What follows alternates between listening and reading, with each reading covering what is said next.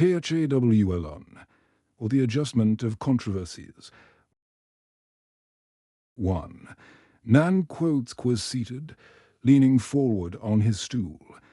He was looking up to heaven and breathed gently, seeming to be in a trance, and to have lost all consciousness of any companion.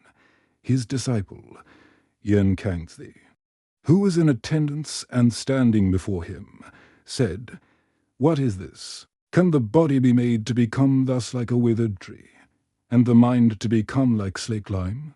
His appearance as he leans forward on the stool today is such as I never saw him had before in the same position." Zhuangzi said, "Yen, you do well to ask such a question. I had just now lost myself. But how should you understand it? You may have heard the notes of man, but have not heard those of earth. You may have heard the notes of earth, but have not heard those of heaven," he said. "I venture to ask from you a description of all these." The reply was, "When the breath of the great mass of nature comes strongly, it is called wind. Sometimes it does not come so, but when it does, then from a myriad apertures there issues its excited noise. Have you not heard it in a prolonged gale? Take the projecting bluff of a mountain forest. In the great trees 100 spans round the apertures and cavities are like the nostrils or the mouth, or the ears, now square now round like a cup or a mortar, here like a wet footprint, and there like a large puddle. The sounds issuing from them are like those of fretted water, of the eroihuas, of the stern command, of the inhaling of the breath, of the shout, of the gruff note, of the deep wail, of the sad and piping note. The first notes are slight, and those that follow deeper, but in harmony with them, gentle winds produce a small response, violent winds a great one. When the fierce gusts have passed away, all the apertures are empty and still. Have you not seen this in the bending and quivering of the branches and leaves? As they said, the notes of earth, then, are simply those which come from its myriad apertures, and the notes of man may just be compared to those which are brought from the tubes of bamboo. Allow me to ask about the notes of heaven." Zhuangzi replied, "When the wind blows, the sounds from the myriad apertures are different, and its cessation makes them stop of themselves. Both of these things rise from the wind and the apertures themselves. Should there be any other agency that excites them? To dot great knowledge is wide and comprehensive. Small knowledge is partial and restricted. Great speech is exact and complete. Small speech is merely so much talk. When we sleep, the soul communicates with what is external to us. When we awake, the body is set free. Our intercourse with others then leads to various activity, and daily there is the striving of mind with mind. There are hesitancies, deep difficulties, reservations, small apprehensions causing restless distress, and great apprehensions producing endless fears. Where their utterances are like arrows from a bow, we have those who feel it their charge to pronounce what is right and what is wrong. Where they are given out like the conditions of a covenant, we have those who maintain their views determined to overcome. The weakness of their arguments like the decay of things in autumn and winter shows the failing of the minds of some from day to day, or it is like their water which once voided cannot be gathered up again.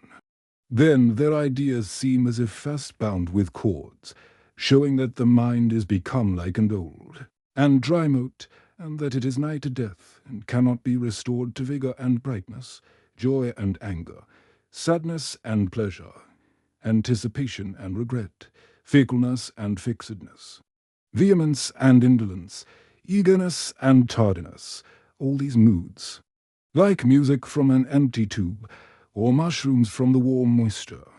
Day and night succeed to one another and come before us, and we do not know whence they sprout. Let us stop.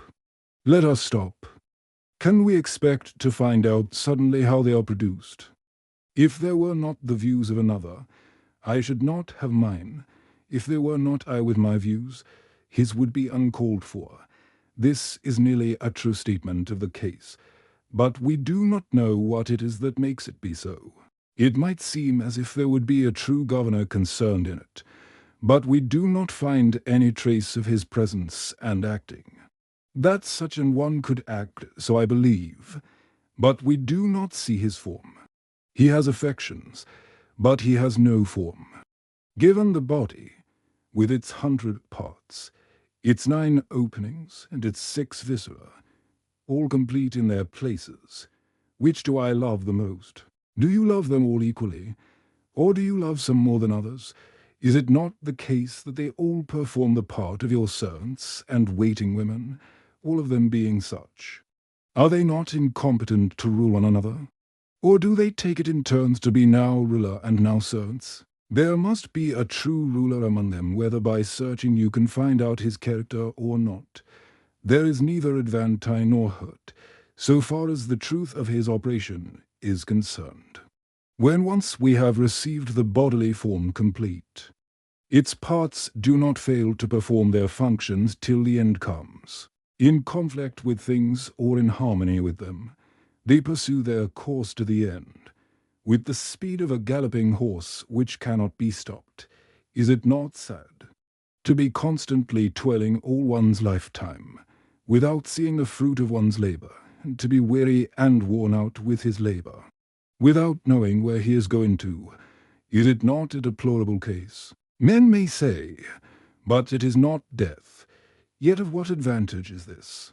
When the body is decomposed, the mind will be the same along with it. Must not the case be pronounced very deplorable? Is the life of man indeed enveloped in such darkness? Is it I alone to whom it appears so? And does it not appear to be so to other men? 3. If we were to follow the judgments of the predetermined mind, who would be left alone and without a teacher? Not only would it be so with those who know the sequences of knowledge and feeling and make their own selection among them, but it would be so as well with the stupid and unthinking. For one who has not this determined mind, to have his affirmations and negations is like the case described in the saying, "He went to you at a day, and arrived at it yesterday."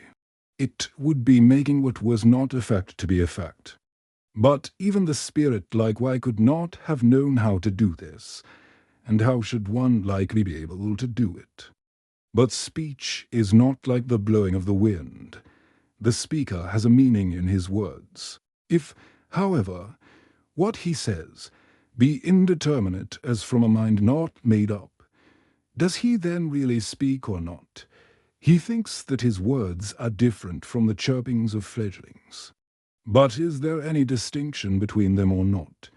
But how can the Tao be so obscured that there should be a true and a false in it? How can speech be so obscured that there should be the right and the wrong about them?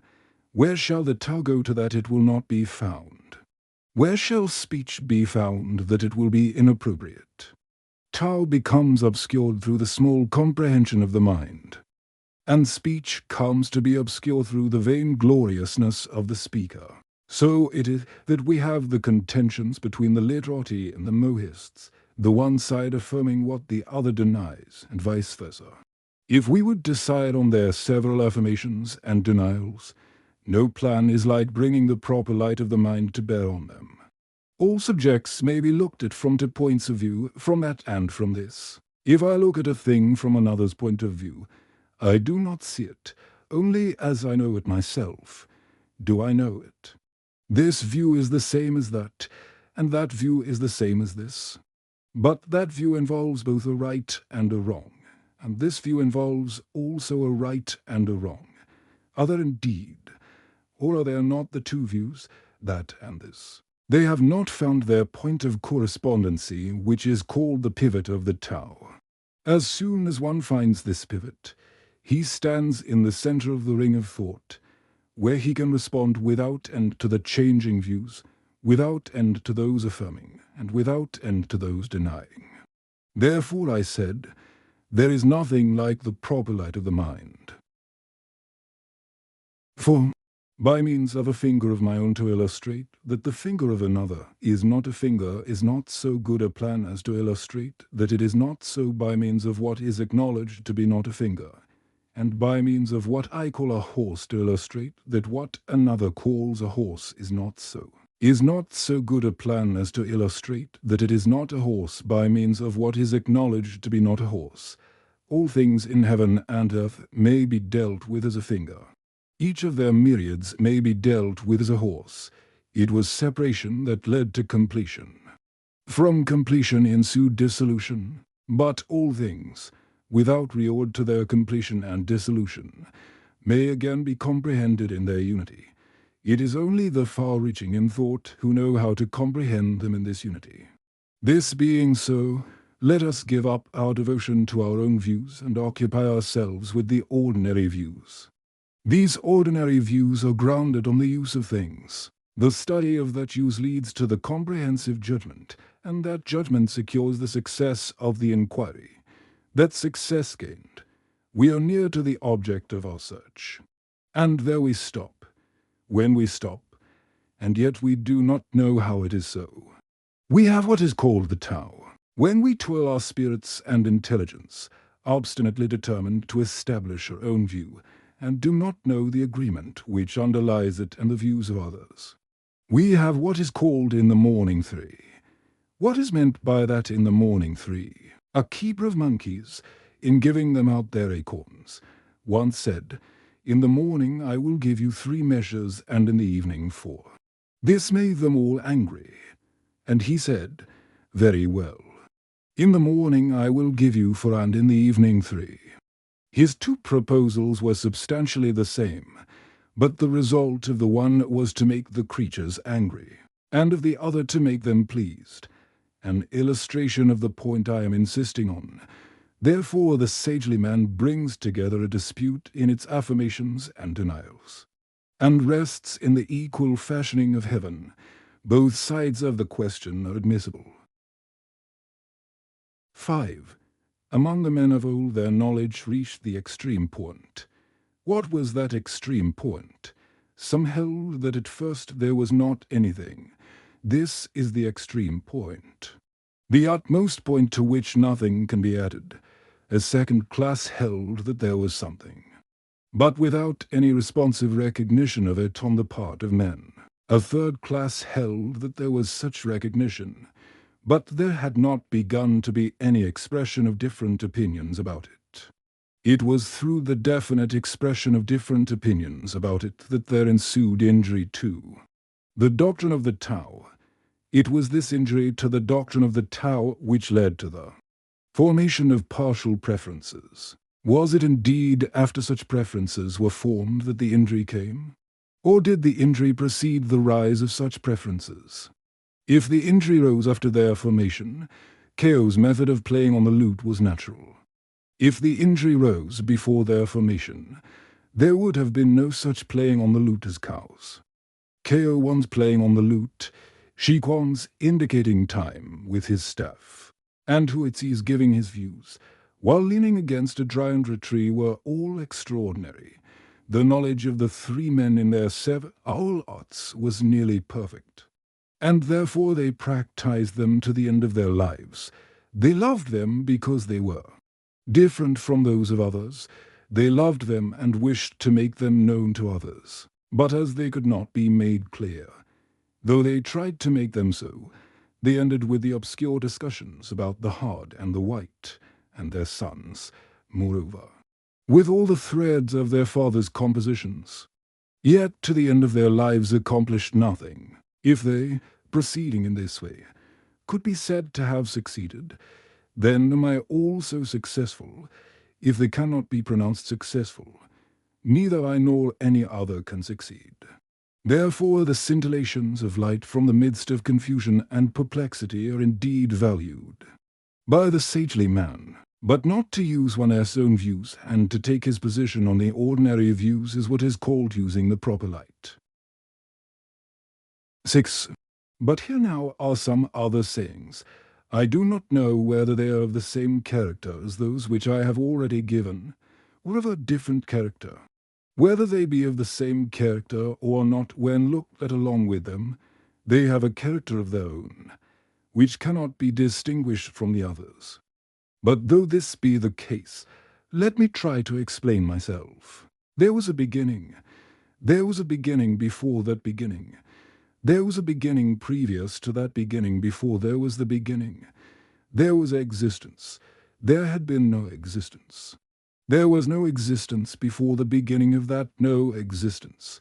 There was no existence previous to the no existence before there was the beginning of the no existence. If suddenly there was non-existence, we do not know whether it was really anything existing, or really not existing. Now I have said what I have said, but I do not know whether what I have said be really anything to the point or not, under heaven. There is nothing greater than the tip of an autumn down, and the time mountain is small. There is no one more long-lived than a child which dies prematurely, and fancy did not live out his time.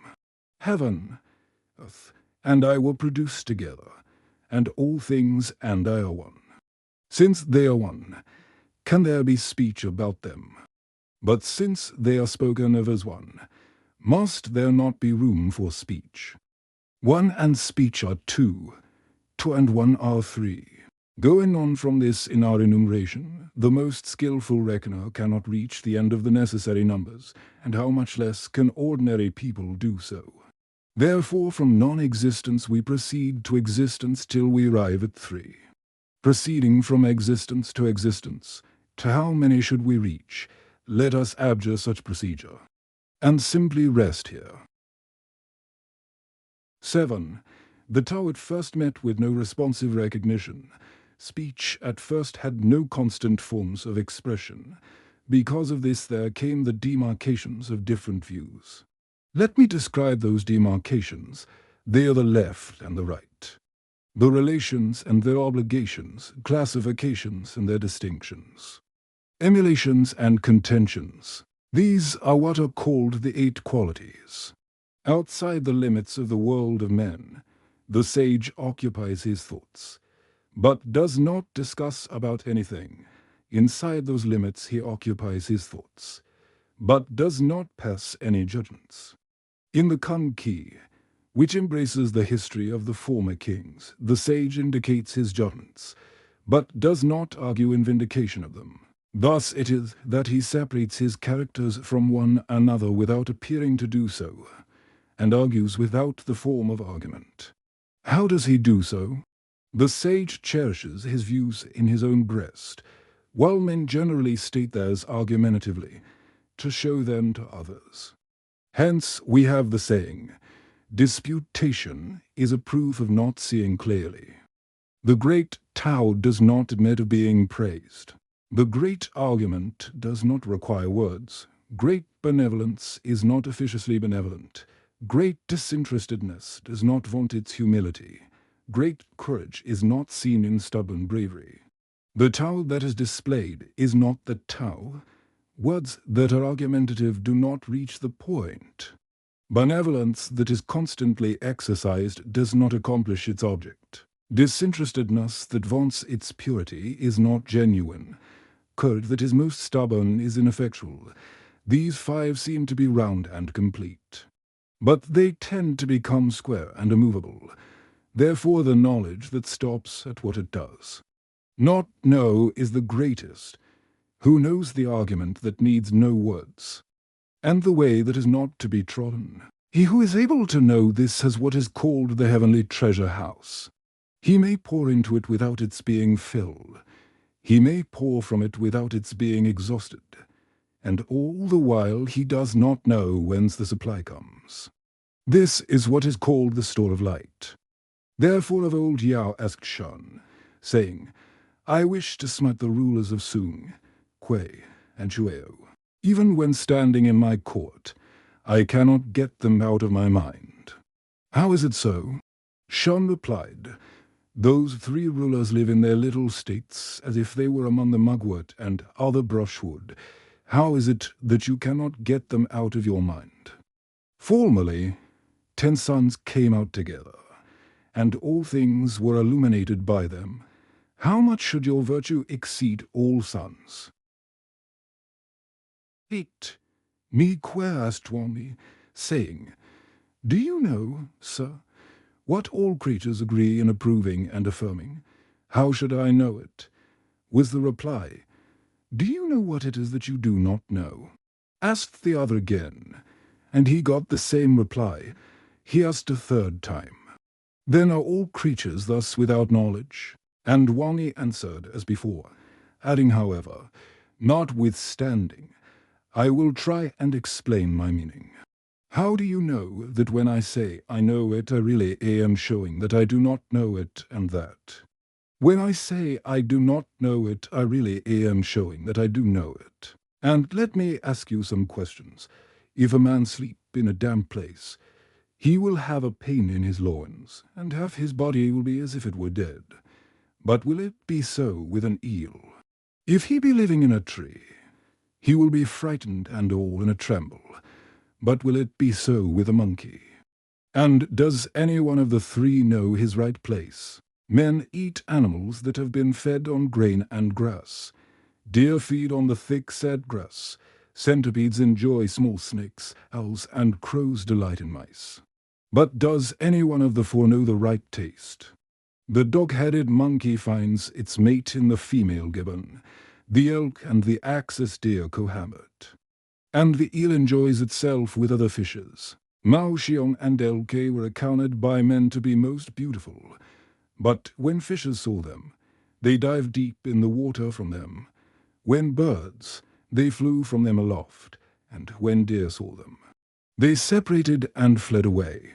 But did any of these four know which in the world is the right female attraction? As I look at the matter, the first principles of benevolence and righteousness and the paths of approval and disapproval are inextricably mixed and confused together. How is it possible that I should know how to discriminate among them? Mi que said further, Since you, sir, do not know what is advantageous and what is hurtful, is the perfect man also in the same way without the knowledge of them? Zhuangzi replied, The perfect man is spirit-like. Great lakes might be boiling about him, and he would not feel their heat. The Ho and the Han might be frozen tip, and he would not feel the cold. The hurrying thunderbolts might split the mountains, and the wind shake the ocean, without being able to make him afraid. Being such, he mounts on the clouds of the air, rides on the sun and moon, and rambles at ease beyond the four seas. Neither death nor life makes any change in him. And how much less should the considerations of advantage and injury do so? 9. Kushiats asked Kang W.X., saying, I heard the master speaking of such language as the following. The sagely man does not occupy himself with worldly affairs. He does not put himself in the way of what is profitable, nor try to avoid what is hurtful. He has no pleasure in seeking for anything from anyone. He does not care to be found in any established way. He speaks without speaking. He does not speak when he speaks, thus finding his enjoyment outside the dust and dirt of the world. The master considered all this to be a shoreless flow of mere words, and I considered to describe the course of the mysterious way. What do you, sir, think of it? Kang W.X. replied, The hearing of such words would have perplexed even Huang Ti, and how should Qi be competent to understand them, and you, moreover, are too hasty in forming your estimate of their meaning. You see the egg, and immediately look out for the cock that is to be hatched from it. You see the bower, and immediately look out for the dove that is to be brought down by it being roasted. I will try to explain the thing to you in a rough way. Do you in the same way listen to me? How could anyone stand by the side of the sun and moon, and hold under his arm all space and all time? Such language only means that the sagely man keeps his mouth shut, and puts aside questions that are uncertain and dark, making his inferior capacities unite with him in honoring the one Lord. Men in general bustle about and toil, The sagely man seems stupid and to know nothing. He blends 10,000 years together in the one conception of time. The myriad things all pursue their spontaneous course, and they are all before him as doing so. How do I know that the love of life is not a delusion, and that the dislike of death is not like a young person's losing his way, and not knowing that he is really going home? Elke was a daughter of the border warden of Ai. When the ruler of the state of Sin first got possession of her, she wept till the tears wetted all the front of her dress. But when she came to the place of the king, shared with him his luxurious couch, and ate his grain and grass-fed meat, then she regretted that she had wept. How do I know that the dead do not repent of their former craving for life? Those who dream of the pleasures of drinking may in the morning wail and weep. Those who dream of wailing and weeping may in the morning be going out to hunt. When they were dreaming they did not know it was a dream.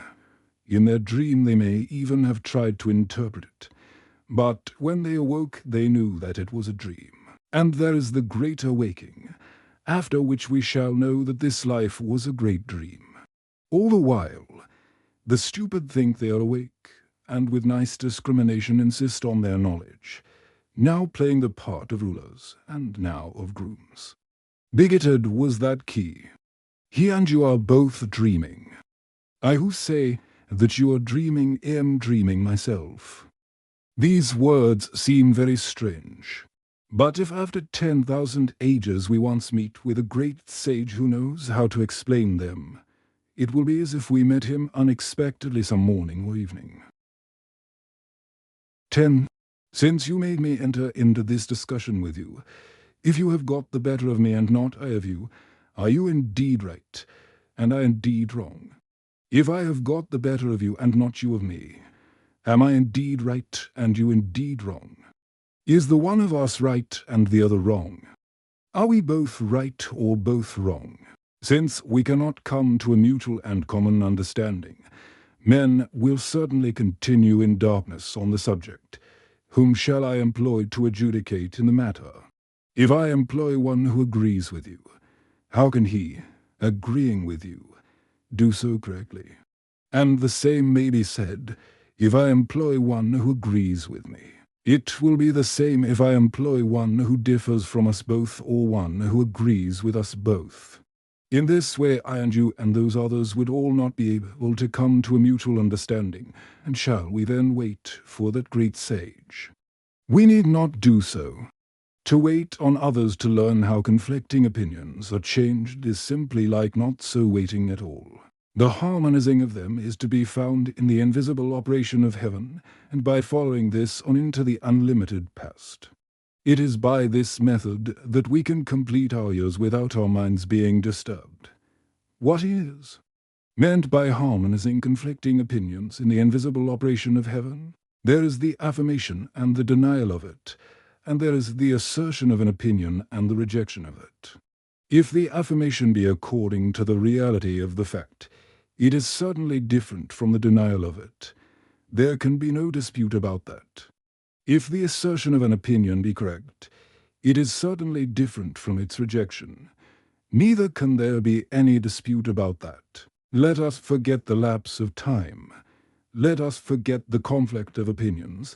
Let us make our appeal to the infinite, and take up our position there. 11. The penumbra asked the shadow, saying, Formerly you were walking on, and now you have stopped. Formerly you were sitting, and now you have risen up. How is it that you are so without stability? The shadow replied, I wait for the movements of something else to do what I do, and that something else on which I wait waits further on another to do as it does. My waiting, is it for the scales of a snake, or the wings of a cicada? How should I know why I do one thing, or do not do another? Formerly, I, one cow, dreamt that I was a butterfly flying about, feeling that it was enjoying itself. I did not know that it was cow. Suddenly I woke, and was myself again, the veritable cow. I did not know whether it had formerly been cow dreaming that he was a butterfly, or it was now a butterfly dreaming that it was cow. But between cow and a butterfly there must be a difference. This is a case of what is called the transformation of things.